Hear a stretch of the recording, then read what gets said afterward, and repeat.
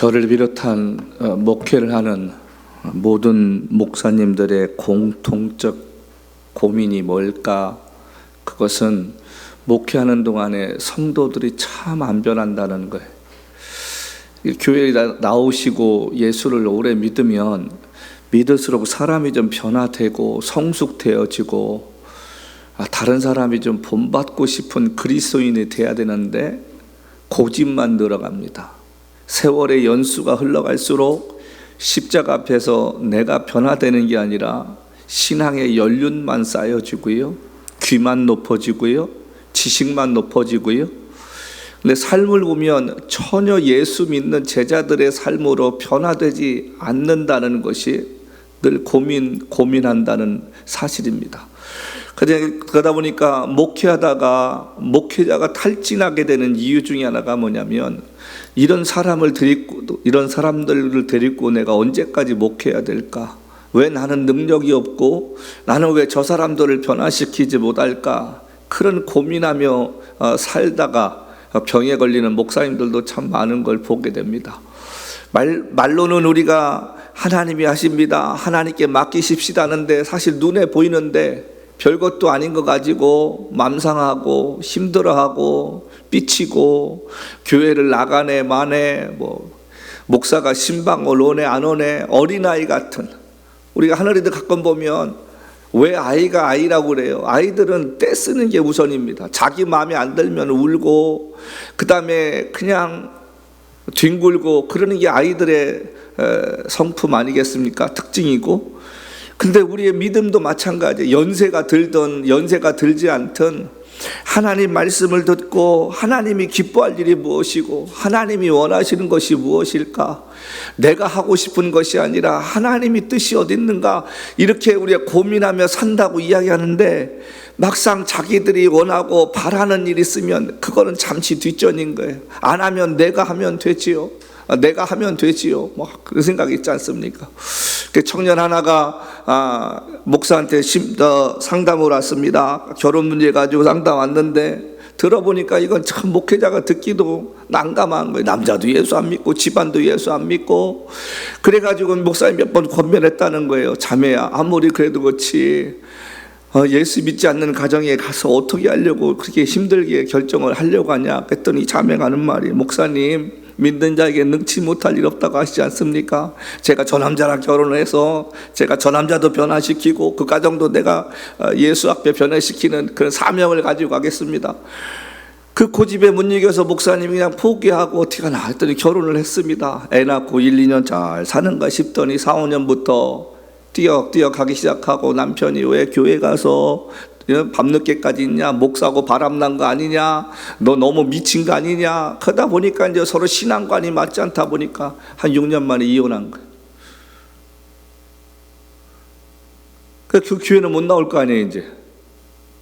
그래서 어떻게 우연히 목사님이 누구를 만나러 커피숍에 갔는데 그분이 누구를 만나고 마주친 거예요. 참회도 뻘쭘해하고 목사님도 소식을 들었으니까 안타까워하고, 그래서 한마디 하셨답니다. 요즘 어떻게 지내고 있어요? 그랬더니 그 자매가 목사님을 보면서 한마디 하는 거예요. 목사님, 그때 왜 제가 좀 더 기도하지 않았었을까요? 전 그때 하나님 뜻인 줄 알았어요.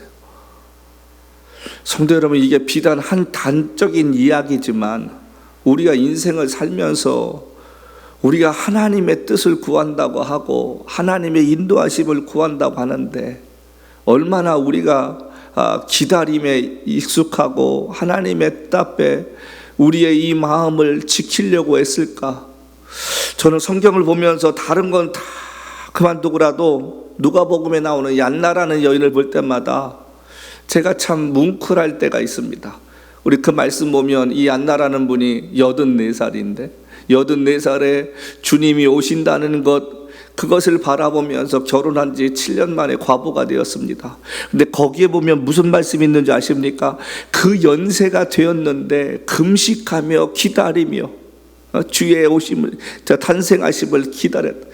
그 연세에 금식한다는 게 어르신, 지금 그때 84세면 지금 거의 100살 넘었을지도 몰라요. 이게 상황적으로 보면.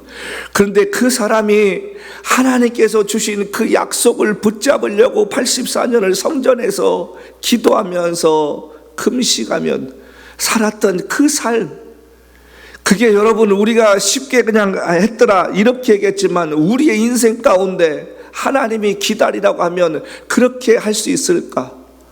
우리의 인생에 하나님의 말씀은 나의 발의 빛이요 등이요 내 인생의 길이라고 얘기하면 우리가 그 말씀 따라 살아야 되는데, 이사야서 40장 8절 말씀에 꽃은 시들고 풀은 마르나 주의 말씀은 영원하다는 이 말씀이라면, 여러분 세상의 모든 것들은 다 변합니다.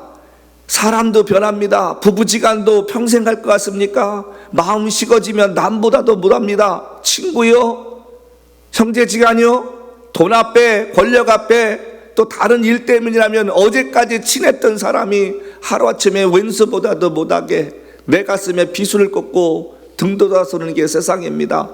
그런데 성경은 뭐라 하냐면 주의 말씀만이 영원하다. 네, 주의 말씀, 그 말씀을 붙잡고 사는 사람, 그 사람이 하나님의 사람이라는 사실입니다. 수없이 예배를 통해 말씀을 듣습니다. 그 말씀 앞에 자신이 변화가 돼야 되는데 그 말씀을 가지고 하나님이 자기를 도와주시기만을 바라지, 내가 하나님 앞에서 그것을 내려놓고 주여 말씀하소서 종이 듣겠나이다. 그런 의미에서 보면 마리아라는 사람은 얼마나 대단합니까? 그 당시에 처녀가 아이를 갖는다는 것 곧 죽음을 의미합니다. 애를 가졌다는 그 소문이 나기 시작하는 순간부터 돌에 맞아 죽습니다. 그런데도 그 마리아는 천사 앞에서 뭐라고 합니까? 주의 계집종이오니 뜻대로 하소서. 죽음을 각오한 그 신앙. 에스더라는 사람 보십시오. 그 에스더라는 사람이 나라에 지금 백성들이 죽게 되는 순간에 자기 자신이 죽을 수도 있을지 모른다는 그 사실을 알면서도 같이 기도해달라고 3일 동안 금식하며 기도하고 왕 앞에 나가지 않습니까? 그랬더니 왕께서 어떻게 해요? 금오를 내밀어서 그 여인을 부르시고 소원을 들어주십니다. 우리의 그 믿음 생활하면서 사람들이 영성 그래요. 영적인 능력을 말하는 거 아닙니까? 자, 그런데 그게 어디서 나오나요? 절대로 평안함 가운데 나오지 않습니다. 고난과 역경을 이겨낸 사람만이 그 가운데서 하나님의 능력이 어떤 것이고 하나님의 인도하심이 무엇인가를 체험해 본 사람만이 가질 수 있는 이 힘입니다. 고난을 겪어보고 낙심과 절망 속에서 자신을 일으켜 세워주신 하나님의 능력을 경험해 본 사람만이 말하는 게 다르고요, 찬양하는 게 다릅니다. 생각하는 게 다릅니다. 주님을 섬기는 게 다릅니다. 뭘 열심히 헌금을 하고 열심히 봉사하고 그게 아니라 그 사람은 변함이 없다는 거예요. 이사야서 26장 3절 말씀처럼 주께서 심지가 견고한 자에게 평강에 평강을 더하시나니 이는 저가 주를 의지함이라. 여러분, 하나님께서 원하시는 것은 많은 일을 하는 것을 원하는 게 아닙니다. 변함없이 하나님의 뜻대로 살아가는데 세상 사람들이 조롱하고 세상 사람들이 비난하고 가족이 나를 우습게 여긴다 할지라도 그 말씀 붙잡고 하나님 뜻대로 살아가려고 애쓰는 그런 사람을 통해 하나님께서 이 역사를 이루어 오셨다는 사실입니다. 예수 믿고 시간이 지나면서 좀 성숙하십시다. 아이처럼 생각하지 말고 어른이 되어서 정말 이것이 주님이 기뻐하실까? 내가 정말 주님을 기쁘시게 하는 삶을 살고 있는 건 맞나?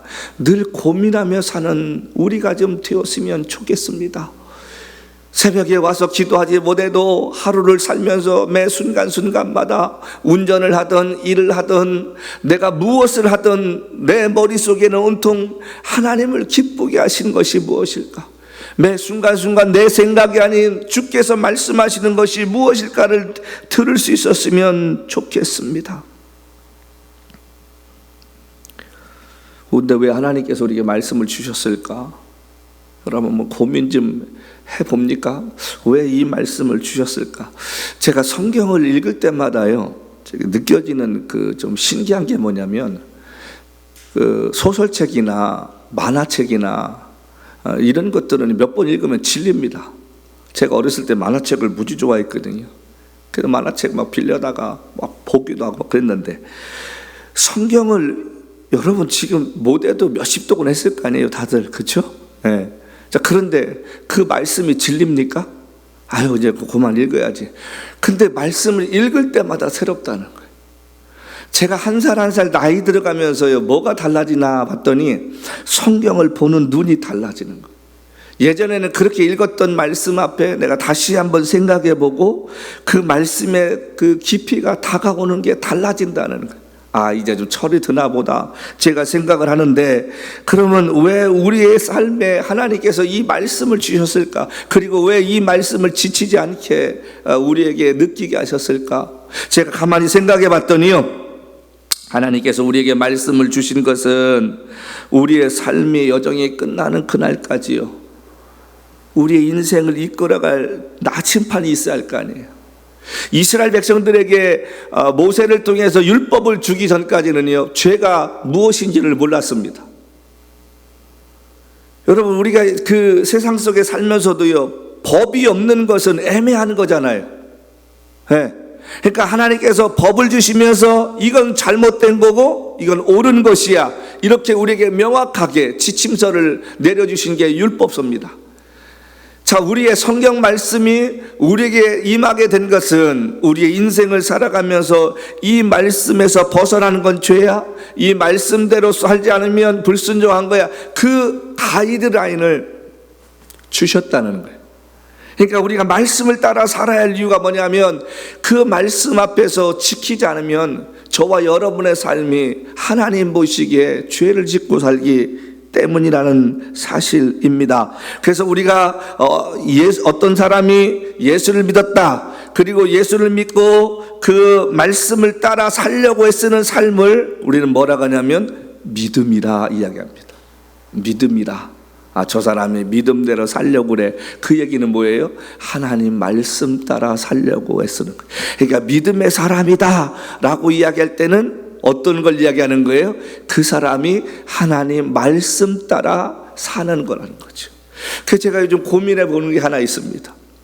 스테디움에 꽉 차는 집회를 하고요, 요즘처럼 모든 기독교의 문화가 최고조에 달할 시대가 있었습니까? 음악이든 세미나든 뭐 집회든 모든 것이 유튜브를 통해서 전 세계에서 볼 수 있고요, 이제는 유튜버가 없는 밀림에서도 스타링크라는 그런 위성을 통해서 얼마든지 볼 수 있는 시대가 되었습니다. 옛날처럼 뭐 뚜벅이 인생으로 일일이 집을 두드리면서 복음을 전하던 시대도 아닙니다. 요즘은 그냥 말 한마디 하면 전 세계에 그냥 순식간에 퍼지는 문명의 이기 속에 살고 있는 우리들입니다. 그런데 중요한 것은 그렇게 모든 것이 발전되어져 가고 모든 것이 풍성해지고 모든 것이 좋아지고 말이죠. 그런데 왜 세상은 안 변하냐는 말이에요. 세상은 고사하고 왜 나는 안 변하냐는 말이에요. 있던 믿음도 잊어버리고요, 내가 지금 잘 살고 있는지, 하나님 보시기에 괜찮은 사람인지 고민조차 하지 않는 그런 그리스도인이라고 하는 사람들이 얼마나 많이 있습니까? 애절함이 없습니다. 간절함이 사라졌습니다. 눈물의 기도가 사라지고요, 새벽 기도가 일종의 행사처럼 되어버렸습니다. 예전에 우리 선배들은 음악 없이도 하나님 앞에 나와서 마룻바닥에 눈물을 흘리며 기도하며 어떻게 살아겠느냐고 이야기하는데, 요즘은 더우면은 에어컨 틀고 추우면 히타 틀면서요, 좋은 이야기, 좋은 말씀 듣습니다. 근데 세상이 변하지 않습니다. 왜 그럴까요? 뭔가 우리가 잘못 살고 있는 거 아닙니까? 그리스도인의 삶의 모습이 나타나야 되는데, 제가 엊그저께 유튜브에 쇼컷을 하나 보는데요, 어쩌면 저게 이 시대를 반영하는 모습 아닐까 생각했습니다. 서울에서요, 어느 거리에서 어떤 사람이 예수님 같은 복장을 하고 이렇게 면류관 같은 걸 쓰고 이렇게 십자가를 지고 걷다가 자기가 앉아있던 의자를 어떤 사람이 뺏어갔어요. 그러면 뺏어갔나 보다 해야 할 거 아니에요. 재밌는 게 뭔지 아세요? 이분이 그 옷, 여러분이 한번 상상을 해보세요. 그 예수 같은 옷을 입고 가시관을 쓰고 그 다음에 십자가를 등에 지고 그 의자 뺏어간 사람이 이단 협착이라는 거예요. 발길질을 하는 거예요. 그 또 어떤 사람이 그 동영상을 찍어서 올린 거예요. 거기에 많은 것이 내포되어 있다고 생각 안 하세요? 겉모습은 그리스도인인데 삶의 모습으로는 그리스도인의 모습이 보이지 않는 시대가 이 시대가 되어져 가고 있습니다. 앞으로 더 하겠죠. 뭔가 사람들은 모였는데 그 안에 하나님의 역사는 점점 사라져 갑니다. 무엇을 얘기합니까? 점점 기독교가 엔터테인먼화 돼가고 있다는 슬픈 사실입니다. 요즘 사람들이 성경책 들고 다니나요? 안 들고 다닙니다. 그나마 핸드폰 있는 성경을 깔았다고 하는데 그 성경조차도 보지 않습니다. 하나님의 말씀이 내 안에 사라져 가니까 우리가 우리 힘으로 세상을 살아갈 수 있다고 착각하는 것입니다. 주의 말씀이 순간순간 우리를 붙잡아 주셔야 되는데 내 인생의 경험이, 내 욕심이, 내 고집이 내 인생을 이끌어가면서 하나님을 진이와 같은 존재로 생각하며 삽니다. 그리고 들어주지 않으면 하나님이 없다고들 이야기합니다. 저는 믿음에는 항상 두 가지가 따라와야 한다고 생각합니다. 첫 번째는 믿음의 사람이라고 이야기하면 순종할 줄 아는 사람이 되어야 되지 않겠습니까? 순종이란 말은 나의 지금 환경이 어떠하든 그 환경 속에서 내게 말씀하시길 원하시고 그 환경을 통해서 하나님이 이루실 일이 있다라는 것을 내가 믿고 그 말씀 앞에서 내가 순종할 줄 아는 삶이 되어야 되지 않겠습니까? 어떤 사람은 원치 않는 병 때문에 투병 생활하면서 믿음 생활하기도 합니다. 어떤 사람은 사업이 어려워지고 가정이 힘들어지고 깨어지고 아픔을 겪기도 합니다. 그런 가운데서 하나님을 예배해야 합니다. 세상 모든 사람이 다 떠나는 것처럼 고독함 속에서 주일날 어쩔 수 없이 예배 나와야 할 분도 있다는 사실입니다. 자, 그런데 그런 가운데서도 절망하지 않고 포기하지 않고 이 가운데 예수 앞에 나아가면 그분께서 내 인생을 이끌어 가시고 새롭게 하시고 이 실패 속에서 나를 다시 일으켜 세워 주실 것이라는 그 간절함 가지고 하나님, 내가 어떻게 살아야 되겠느냐고, 내가 어떻게 해야 되겠느냐고, 내게 들려오는 것 없고 소망의 빛이 꺼져버리고 희망의 불꽃이 꺼져버리는 이 시점에서 내가 어떻게 해야 되겠느냐고 하나님 말씀해 달라고, 하나님이 이 상황 속에서 내가 하나님을 원망하지 않고 하나님의 뜻이 있음에 순종하며 나갈 수 있는 자가 되게 달라고 정말 기도하는 그 모습이 되어야 되지 않겠느냐 하는 사실입니다. 나의 이런 상황 속에서도 나를 포기하지 않고 나를 사랑하신 하나님을 바라보며 그분의 뜻이 어디 있는가를 구하는 것, 그리고 순종하는 것. 여러분 생각해 보십시다. 모세가 40년 동안 광야에서 순종하는 삶을 살았을 때 얼마나 힘들었겠습니까? 4일도 4개월도 4년도 아닌 40이란 세월, 40년이란 세월 동안에 그의 모든 희망이 물거품처럼 사라지고 기운도 사라져 갈 때에 하나님께서는 그에게 다시 나타나셨습니다. 무엇을 이야기할까요?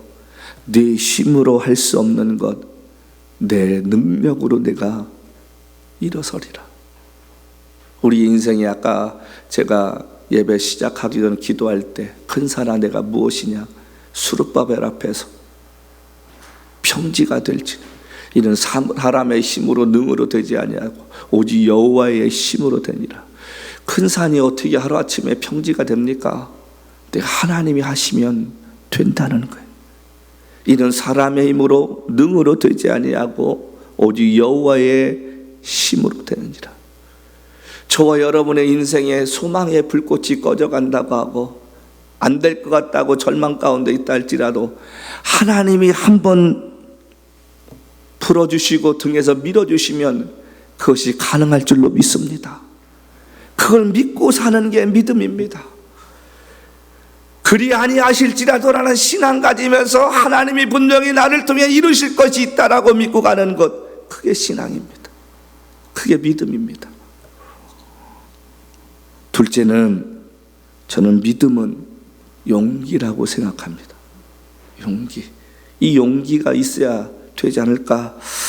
75세의 늙은 나이에 갈 길도 모르고 알지도 못하고 어디로 가야 할지도 모르는 그 상황 속에서 하나님이 아브라함아 가라 라고 이야기할 때 아브라함에게 용기가 없었다면 그가 일어나서 가족들을 이끌고 갈 수 있었겠습니까?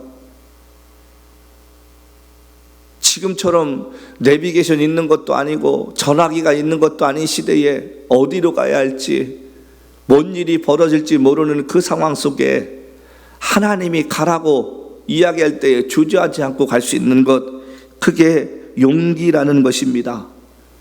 2m가 넘는 골리앗 앞에서 하나님 말씀을 의지하고 물맷돌 5개를 가지고 그 앞에 나아갔던 그 다윗에게 하나님이 자신과 함께 할 것이라는 용기가 없었다면 골리앗을 넘어뜨릴 수 있는 그러한 은혜를 경험했겠느냐 하는 사실입니다. 그런데요, 그 용기가요, 근원이 어디부터 시작돼야 되냐면 하나님으로부터 시작돼야지, 나로부터 시작하면, 내가 할 수 있다고 생각하면 뭐가 됩니까? 만용이 됩니다. 그러면 10번이면 10번 다 실패하고 맙니다.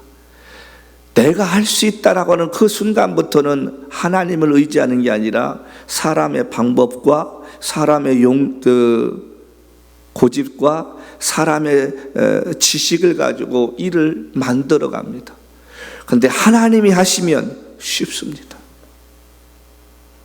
이스라엘 백성들에게 신명기를 통해서 모세가 이야기하는 게 뭡니까? 지난 40년 동안 너희들은 끊임없이 불평하고 원망했던 그 삶을 살았는데 하나님은 너희들을 버리지 않고 너희를 안아서 여기까지 오셨다고 말합니다. 이스라엘 백성들이 광야에서 겪었던 일 가운데 하나가요, 무슨 일이 벌어졌었냐면 하나님 말씀에 불순종했을 때에 불뱀이 와서 이스라엘 백성들을 물어 죽였잖아요. 자, 그런데 그때에 하나님께서 명하셔서 모세가 놋뱀을 만들었습니다. 그리고 그 장대에 달린 놋뱀을 바라보는 자마다 다 살리라. 그래서 놋뱀을 바라봤더니 다 구원받았습니다. 자, 그런데요, 그 놋뱀은 일시적인 거였습니다.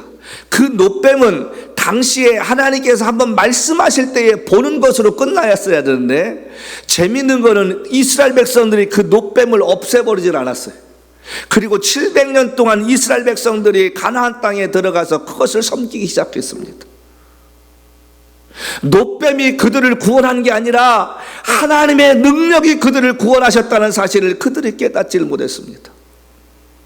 우리 사무엘서 말씀 보면 이스라엘 백성들이 전쟁을 하다가 법궤를 빼앗기게 된 이유가 무엇입니까? 블레셋 사람들과 싸울 때에 그때 회개하고 하나님의 도우심을 구했어야 되는데 이 사람들이 전쟁을 하다가 생각을 해봤습니다. 야, 우리가 여기서 이길 수 있는 게 뭘까?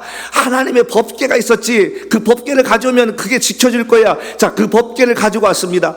대패하고 법궤까지 빼앗겨버리고 말았습니다. 여러분과 제가 가지고 있는 하나님의 이 말씀은 이 성경 자체가 능력이 있는 게 아니라 이 말씀을 읽고 이 말씀이 저와 여러분의 삶에 육신의 하나님의 순종함과 하나님 앞에 용기를 갖고 살 때 이 말씀이 살아서 역사하게 될 줄로 믿습니다. 그냥 차에다가 이 성경책 놔두면 이 성경책이 나를 보호해 주겠지. 그러면 여러분, 이스라엘 백성들이 놋뱀만 들고 다니면 병든 자가 구원받을 것이라는 우상을 섬겼던 것과 무엇이 다릅니까? 그때부터 이 성경이 여러분에게는 우상이 된다는 것입니다.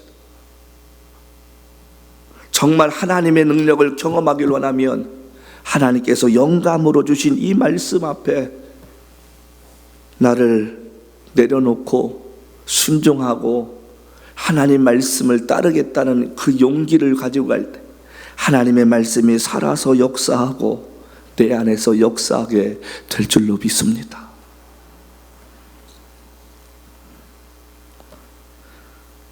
하나님을 의지하는 거 쉽지 않습니다. 우리가 믿음이란 단어 이야기할 때마다 제가 반복해서 말씀드리는 것, 믿음이라는 단어는 신실하다는 거예요. 우리가 신실하지 않으면 하나님께서 우리에게 주시지 않는다는 사실입니다. 그래서 날마다 우리가 몸부림치는 거 아니겠습니까?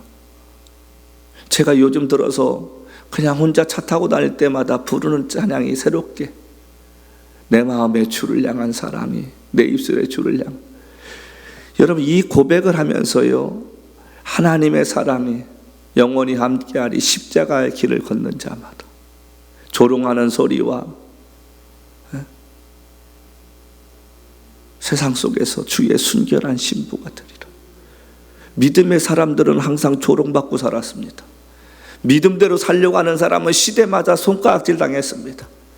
믿음대로 살려고 하는 사람들에게는 사람들에게요 우스운 존재가 되었습니다. 저 사람은 융통성 없어, 저 사람은 왜 인생을 제대로 못 살지, 남들 다 하는데 쟤는 왜 못하고 저렇게 살아, 그런 소리 듣고 살았습니다. 여러분, 그 조롱과 비난의 소리를 감당하고 살 수 있었던 믿음의 선배들의 용기는 어디서 나왔습니까? 바로 이 하나님 말씀을 따라 살려고 했었기 때문에 사람들이 이야기할 때마다 세상 길을 닫아버렸습니다. 그리고 눈을 주께로 돌려 영광의 주를 바라보며 살았습니다. 지금은 너희들이 이해하지 못하고 너희들이 내 형편과 사정을 알지 못할지라도 언젠간 주님 앞에서는 네가 이해할 날이 올 거야. 그 생각하고 그들과 변론하지 않았다는 사실입니다.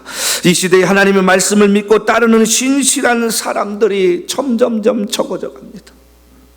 겉모습은 하나님의 사람인데 정말 하나님의 뜻을 구하며 내가 원하고 바라는 것만을 요구하지 않고 하나님이 내게 요구하시는 것이 뭐냐고 순종하며 살 테니 그 길을 보여달라고 몸부림치는 사람들이 적어져 갑니다. 여러분과 저를 스스로 생각해 보십시오. 내가 예전에 그 뜨거움, 내가 예전에 그 순수함, 내가 예전에 하나님을 향해 기대하며 살았던 그 마음들이 지금도 내 안에 있는가? 언제부턴가 내가 떼끼고 세상 속에 살면서 나도 모르게 세상 삶에 익숙하다 보니까 하나님과 함께하는 그 시간들을 점점 놓치고 살고 있지 않은가? 한번 생각해 보았으면 좋겠습니다. 예배 많이 드린다고 신실해지는 거 아닙니다. 기도 많이 한다고 그 사람 영성 있는 게 아닙니다. 하나님 말씀 따라 살려고 애쓰는 그런 사람들이 되어야 할 줄로 믿습니다. 제가 이제 교회 이사를 준비를 하면서요, 이제 머릿속에 이거 가져가고 이거 버려야지 그런 생각을 하다가 지금 교회 앞에 있는 간판이 제 마음에 걸렸습니다. 저 간판을 가져갈까? 아니면 저 간판 버리고 그 새로 이사간 곳에서 멋있게 간판을 할까? 고민을 하다가 제가 저 간판 가지고 가야겠다. 저 간판은 저희 교회 시작할 때 어떤 과부였던 분이, 혼자 되신 과부가 아니죠,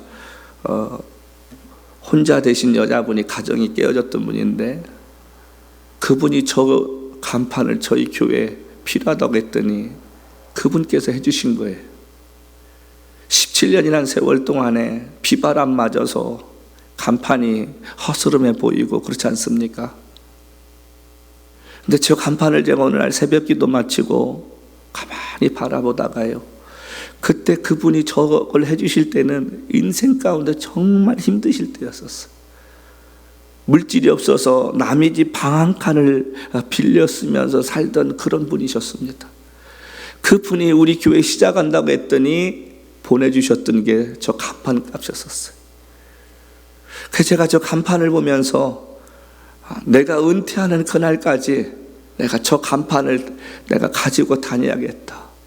그분의 그 사랑의 마음이 저 안에 담겨 있었다는 사실입니다. 주님의 교회를 담임하시다가 은퇴하신 이재철 목사란 분이 마지막 은퇴하시고 나서 간증하시는 이야기를 들었습니다.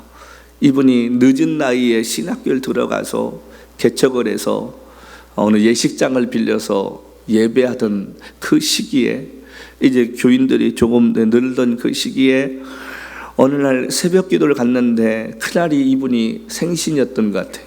전도사님 때였으니까 안수받기 전에. 그런데 그 새벽 기도를 이제 인도하고 나서 기도하려고 하는데 누군가 옆에 다가오는 느낌이 들더라는 겁니다. 그래서 누굴까? 눈은 떠볼 수도 없고, 그래서 가만히 있었는데 새벽 예배를 마치고 옆에 봤더니 보자기가 쌓여 있었습니다. 그 작은 보자기가 있어서 그걸 딱 들었는데 따뜻함이 느껴지더라는 거예요.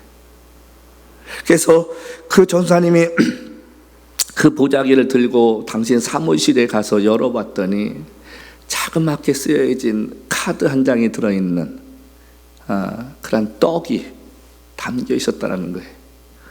근데 그 떡에 뭐라고 써 있냐면, 전도사님 생신을 축하드립니다. 그 떡이 여러분 온기를 느낄 정도면 그 성도님은 밤새 이 떡을 만든 거예요. 목회하는 전도사님의 생일을 잊지 않고 챙겨주고 싶어서 밤을 새면서 그 떡을 만든 성도의 사랑이 있었다는 거예요. 그분의 마지막 고백이 그런 얘기입니다. 그때의 그 떡은 일반 떡이 아니라 제 눈물이 담겨있는, 성도의 사랑이 담겨있는 떡이었습니다. 그 떡이 제가 지난 세월 동안에 목회하면서 수없는 어려움 가운데 좌절하거나 포기하지 않고 끝까지 달려갈 수 있게 만들어준 하나님의 은혜가 그 안에 담겨 있었던 것입니다. 한 성도가 밤을 새며 목회자의 생일을 기억해주는 그 사랑의 마음이 이 목사님의 평생의 목회를 지켜주었다는 것입니다. 하나님은 때로는 우리에게 말씀하지 않습니다. 때로는 우리에게 이야기하지 않습니다. 때때로는 사람을 통해 우리를 감동시키십니다. 그리고 그 말씀이 육신이 됐다는 것이 무엇인가를 우리의 삶을 통해 보여주신다는 사실입니다. 성도 여러분, 왜 바울이 죽음을 앞에 두고 이 말씀을 기록했을까요? 앞에 다른 책에도 얼마든지 기록할 수 있는데 왜 지금 죽기 전에 이 디모데에게 이 말씀을 보낼까요? 디모데는 바울이 평생 아들처럼 생각했던 사람입니다. 이제 자신의 뒤를 이어서 자기가 죽고 나면 말씀을 증거해야 할 그 사람에게 왜 이 말씀을 기록하고 있을까요? 이유는 딱 한 가지입니다. 디모데야, 네가 아직은 젊어서 잘 모르겠지만 내가 예수를 만나고 인생을 살아가며 이제 죽음을 앞에 두는 시점에 가만히 생각하니까 오직 하나님 말씀만이 영원하다는 그 사실이야. 그 하나님 말씀만을 붙잡을 때에 네가 달려갈 길을 다 갈 수 있고, 네가 하나님 말씀을 붙잡을 때에 사람 때문에 낙심하지 않고 절망하지 않고 주님께서 네게 맡기신 사명을 끝까지 감당할 수 있는 힘을 얻을 수 있을 거야. 지금 그 얘기하려고 이 말씀을 적은 것입니다. 사도 바울이 예수 앞에 부르심 받아서 그가 다소에서 나와서 그가 선교사로 파송되는 순간부터 일생 동안 바울을 괴롭혔던 두 가지 사건이 있었는데, 하나가 무엇입니까? 저는 가짜 사도야. 저는 예수가 부르지 않았는데 지 스스로가 사도라고 이야기하는 거 잘못된 거 아니야? 사도는 주님과 함께 고난을 보고 주님의 부르심을 직접 받은 사람만이 사도지 어떻게 지가 사도라고 이야기하는데, 오늘날로 말하면 가짜 목사라는 것입니다. 나름대로 복음을 전하는데 저 사람은 목사가 아니야. 저 사람은 목회자가 아닌데 스스로가 목사라고 이야기하는 사람이야. 그렇게 일생 동안 자신의 사도에 대한 그런 아픔을 준 그런 사건이 있었습니다. 두 번째가 무엇이었냐면, 사도 바울이 말씀을 증거하면서요, 그가 살면서 사람들이 그를 힘들게 했던 게 뭡니까? 그 힘들게 했던 게 뭐예요? 그가 전하는 복음은 가짜라는 것을, 우리의 율법에서 어긋났다는 거예요. 그래서 유대인들이 평생을 바울을 쫓아다니면서 괴롭게 했습니다. 가는 곳마다 힘들게 하고 사람들에게 거짓 이야기를 터뜨리면서 바울은 저가 잘못됐다, 지금 하나님을 망령되이 일컫고 있다, 저가 전하는 예수는 이단이다, 계속해서. 이게 사람이요, 사람 때문에 마음 상해 본 적 있습니까? 그것도 한두 번도 아니고 몇 년이란 세월을. 여러분, 그게 얼마나 힘든 일인 줄 아세요? 거짓에 대해서 이야기하는데 그걸 믿는 사람들이 있다는 게 얼마나 마음을 괴롭게 하고요, 힘들게 하는지 아십니까? 겪어본 사람은요, 정말 그 악한 마음 품으면 무슨 짓을 할지 모르겠더라고요. 근데 바울은 평생 그것을 짊어지고 살았어요. 거기에 대해 대항하지 않았습니다. 어쩌면 바울이 그렇게 영성 있게 살 수 있었던 것은 바로 그런 어려움 때문에 사람들을 이해시켜봤자 이해가 안 되니까 오히려 기도하는 그런 사람으로 바뀌지 않았을까? 여러분과 저의 삶에 어려움이 있습니까? 누가 나를 힘들게 합니까? 가슴을 아프게 합니까? 여러분, 우리가 그 사람을 욕하고 저주하면 똑같은 사람 되지만 그것 때문에 하나님 앞에 기도하면 하나님이 주시는 은혜를 경험하게 될 줄로 믿습니다. 오늘 이 마지막 이 말씀을 통해서 우리가 몇 가지 생각하는 게 뭐냐면, 여기 16절 말씀, 모든 성경은 하나님의 감동으로 되었다. 이 감동으로 되었다는 이 말이요, 원래 헬라어에는 무슨 뜻이냐면 하나님의 호흡으로 되었다, 그런 뜻입니다. 하나님의 호흡으로 되었다는 거예요. 어차피 성경은 하나님이 말씀하시는 것을 사람들이 적어 감동을 받고 적은 거 아닙니까? 하나님께서 호흡으로 말씀하셨다는 거예요. 왜 말씀하셨냐? 다음 몇 가지 때문에 그렇습니다. 여기 첫 번째 말씀 보면 16절 뭐라 했습니까? 교훈과 책망과 바르게 하기 위함이라고 했어요. 첫 번째는 여기 교훈이란 말이 있습니다. 교훈이란 말은 복음의 진리를 사람들에게 가르친다는 것입니다. 하나님 말씀을 통해서 사람들에게 가르치는 거예요. 성경은 어떻게 보면 간증책과 똑같지 않습니까? 이렇게 하십시오, 저렇게 하십시오. 과거의 사람들이 이렇게 살았습니다. 이렇게 살았더니 복을 받고 저렇게 살았더니 하나님께 버림받았습니다. 그래서 이 하나님 말씀을 통해서 사람들을 바르게 가르치는 거예요.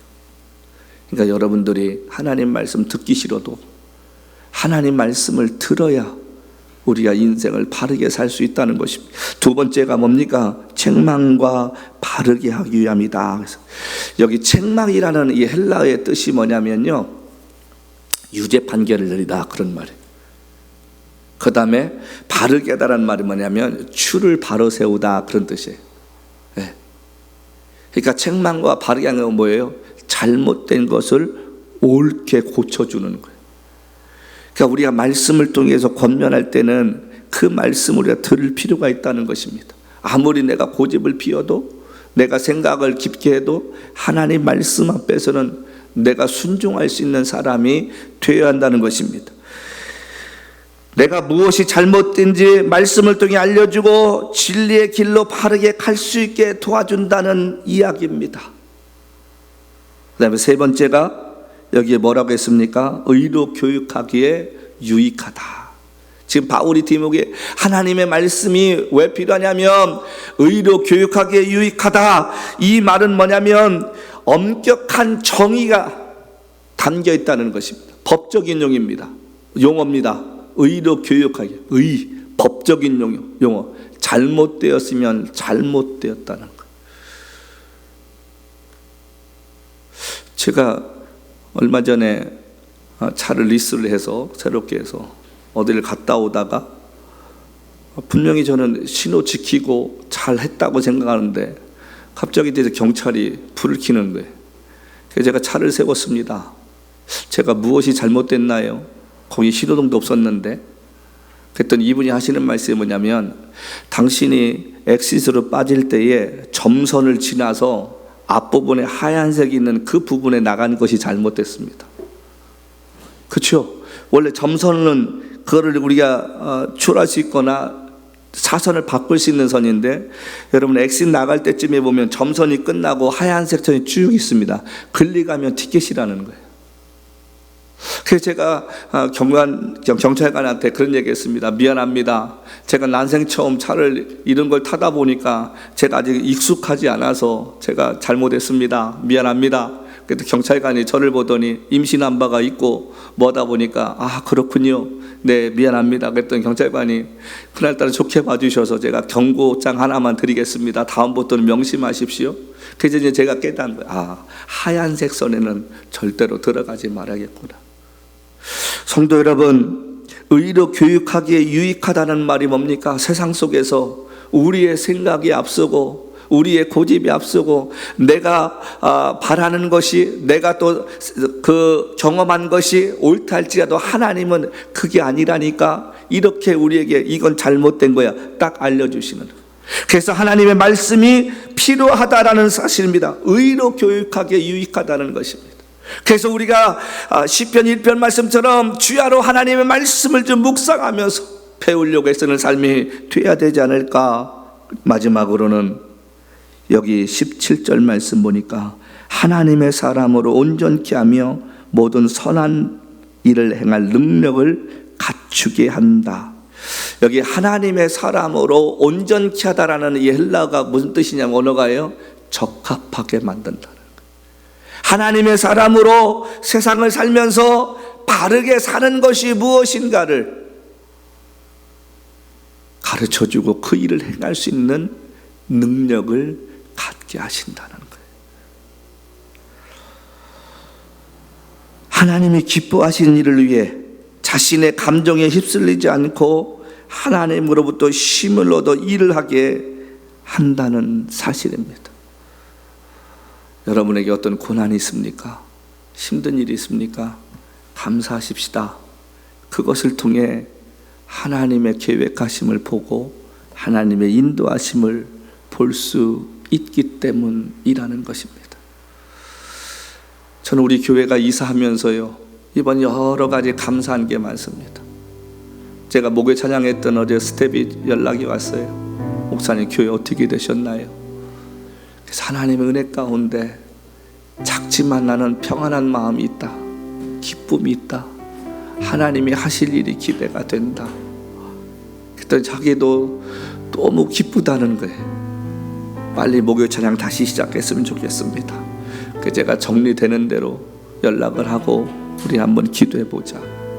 성도 여러분, 하나님은 우리에게 가장 좋은 것으로 주는데 사람들이 볼 때 초라해 보이고 아닌 같이 볼 때 있습니다.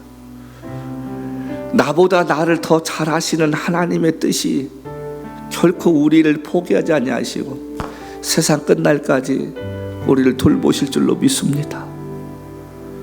그 일을 위해서 우리가 끊임없이 말씀을 읽고 그 말씀을 통해 하나님의 뜻이 무엇인가를 생각해 볼 수 있는 삶이 되었으면 좋겠습니다.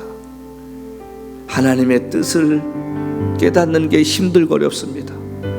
그래도 그 말씀을 깨닫기 위해서 지치거나 포기하지 않고 그 말씀 따라 살려고 했으면 반드시 하나님께서 보이시고자 하는 일들을 보여주실 줄로 믿습니다. 우리 그런 믿음 가지고 이 한 주간 살아가는 우리의 삶이 되었으면 좋겠습니다. 사람들이 무슨 말하고 어떤 이야기를 통해서 내 마음을 힘들게 할지라도 그런 것에 신경 쓰지 말고 주의 약속하신 말씀 붙들고 하나님의 뜻대로 한 걸음 한 걸음 또 걸어갈 수 있는 믿음의 사람이 되기를 소원하는 우리의 삶이 되어지시기를 주님으로 간절히 부탁드립니다.